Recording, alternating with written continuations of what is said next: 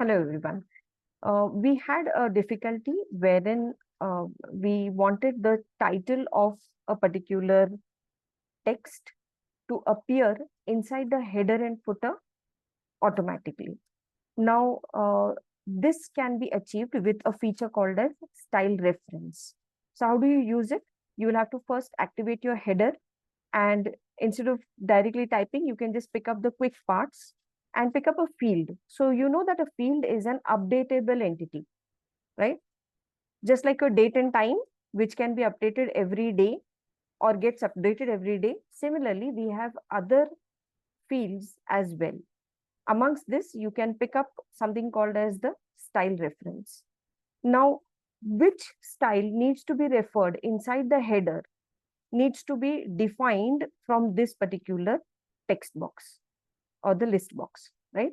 So for example, I wanted my style, the style which I defined, a new style that is called as a jazzy style, as the title or the header.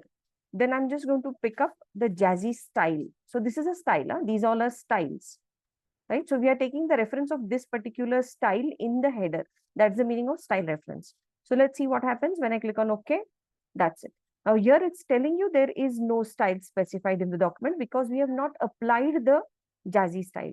So for example, we wanted to apply and we wanted to get this industry trends inside the header.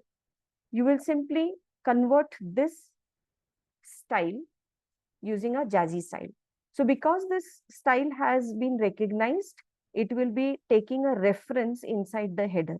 That is how we get the text from the document inside the header. Let me change the title. The style remains the same. Can you see that particular title or the header gets changed? That's it, guys. And of course, you can also give this, obviously, since it is inside the header, it's going to keep on repeating. If you wanted a new header, you are going to define a new section for that particular document. Thank you. And I hope I hope I have cleared this particular topic. And thank you, everyone.